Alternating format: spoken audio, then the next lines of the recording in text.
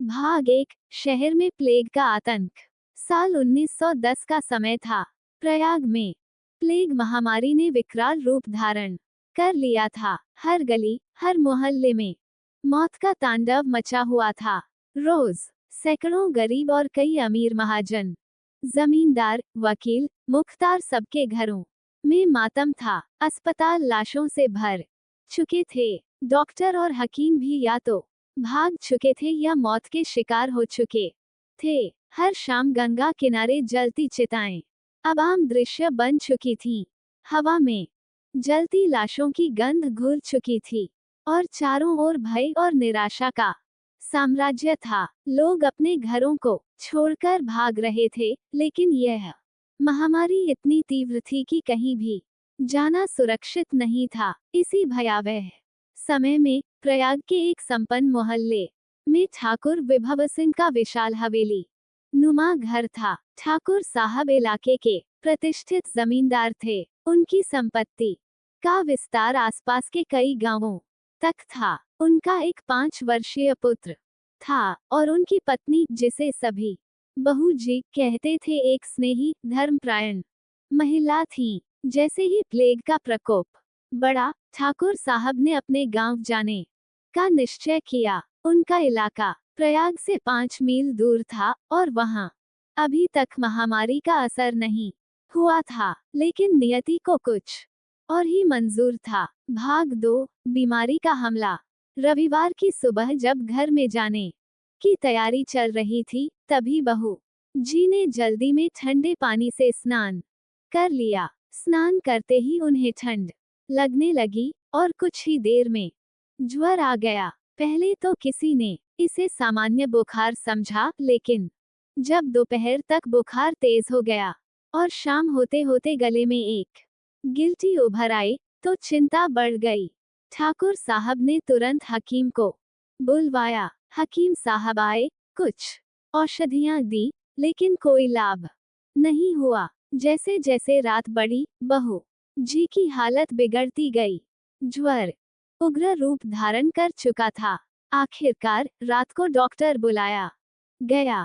Doctor ने आते ही एक नजर बहू जी पर डाली और उनका चेहरा गंभीर हो गया। ये प्लेग है, डॉक्टर ने धीरे से कहा। आप लोगों को तुरंत ये घर छोड़ देना चाहिए। ये सुनते ही ठाकुर साहब स्तब्ध रह गए।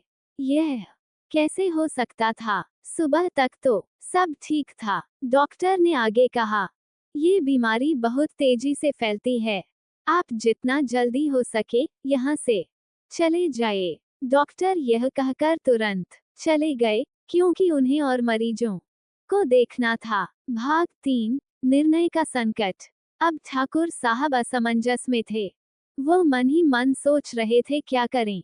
पत्नी को इस हालत में छोड़कर जाना कर्तव्य है या अपनी और अपने बेटे की जान बचाने के लिए यहाँ से भाग जाना चाहिए। नौकर चाकर पहले ही डर कर भाग चुके थे। घर में अब केवल ठाकुर साहब, बहू जी और उनका छोटा बेटा था। घर के बाहर गहरा अंधेरा था और दूर कहीं प्लेग से मरने वाले किसी व्यक्ति की चिताएं जल रही थीं।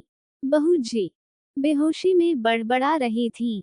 उनकी सांसें तेज चल रही थीं और पूरा शरीर तप रहा था। ठाकुर साहब ने पानी पिलाने की कोशिश की, लेकिन उनके हाथ कांप रहे थे। ठाकुर साहब मन ही मन प्रार्थना करने लगे, हे भगवान, इस संकट से हमें उबारो। रात के करीब 11 बजे थे जब अचानक दरवाजे पर दस्तक हुई। भाग 4। रहस्यमय आगंतुक। ठाकुर साहब चौंक उठे। इस समय कौन आ सकता था? उन्होंने दरवाजा खोला तो देखा कि सामने एक बुढ़िया खड़ी थी। उसकी आंखों में एक अजीब सी चमक थी। बाल बिखरे हुए थे और कपड़े मैले कुचैले थे। कौन हो तुम? ठाकुर साहब ने संदेह से पूछा। मत डरो ठाकुर साहब, बुढ़िया ने धीमी आवाज में कहा, मैं तुम्हारी बहू को ठीक कर सकती हूँ। ठाकुर साहब हिचकिचाए। पूरे शहर में अफवाह थी कि प्लेग के समय एक प्लेग की चुड़ैल घूम रही थी। कहा जाता था कि वह रात में बीमारों के घर जाती है और जो कोई उसे अंदर आने देता है वह या तो बच जाता है या हमेशा के लिए गायब हो जाता है। लेकिन बहू जी की हालत देखकर ठाकुर साहब ने बुढ़िया को अंदर आने दिया। भाग 5 चमत्कारी उपचार। बुढ़िया अंदर आए और बहू जी के पास बैठ गई। उसने अपने झोले से कुछ जड़ी बूटियां निकाली और उन्हें पीसकर बहू जी के माथे पर लगाया। फिर उसने कुछ सूखे पत्ते जलाए और धुएं को बहू जी के चारों ओर घुमाया। इसके बाद बुढ़िया ने धीमे स्वर में कुछ मंत्र पढ़े और बहू जी के सिर पर हाथ रखा। धीरे धीरे बहू जी की सांसें नियमित होने लगीं। उनका ज्वर कम हो रहा था और उनका चेहरा पहले से शांत दिखने लगा। ठाकुर साहब आश्चर्य से यह सब देख रहे थे। तुमने ये कैसे किया? उन्होंने पूछा। बुढ़िया हल्के से मुस्कुराई और बोली, मैं कौन हूँ इससे फर्क नहीं पड़ता। कभी कभी जो चीजें हमें अंधविश्वास लगती हैं उनमें भी सच्चाई छिपी होती है। ये कहकर वह अचानक अंधेरे में गायब हो गई। भाग 6 सत्य या भ्रम। अगली सुबह जब सूरज निकला तो बहू जी पूरी तरह ठीक हो चुकी थीं। उनका ज्वर उतर चुका था और वह उठकर बैठ गईं। ठाकुर साहब की आंखों में आश्चर्य और कृतज्ञता के आंसू थे। उन्होंने नौकरों को भेजकर बुढ़िया को खोजने की कोशिश की, लेकिन वह कहीं नहीं मिली। मोहल्ले के लोगों से पूछताछ करने पर पता चला कि ऐसी कोई बुढ़िया इस इलाके में कभी नहीं देखी गई थी। लोगों ने अलग अलग कहानियां बताईं। कुछ ने कहा कि वह कोई सिद्ध योगिनी थी, कुछ ने कहा कि वह खुद प्लेग की देवी थी जो किसी किसी को जीवन दान देती थी। कुछ ने कहा कि यह सिर्फ एक संयोग था और असली कारण बहू जी की मजबूत इच्छा शक्ति थी। परंतु ठाकुर साहब के मन में हमेशा ये प्रश्न बना रहा, क्या वह सचमुच कोई चिकित्सक थी या वह प्लेग की चुड़ैल थी जो जान लेने के बजाय जीवन दे गई। भाग 7 एक अमर रहस्य।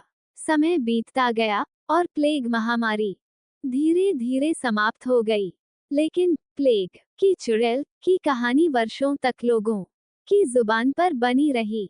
कुछ लोगों ने इसे अंधविश्वास बताया तो कुछ ने इसे ईश्वरीय चमत्कार माना। पर जो भी हो, ठाकुर साहब की आंखों में वह रात हमेशा जीवंत रही। वह रहस्यमयी दस्तक, बुढ़िया की जड़ी बूटियां और बहू जी का चमत्कारी रूप से ठीक हो जाना। आज भी जब कोई उस इलाके से गुजरता है तो लोग कानाफूसी करते हैं, क्या वह सचमुच कोई चुड़ैल थी या वह देवी का अवतार थी।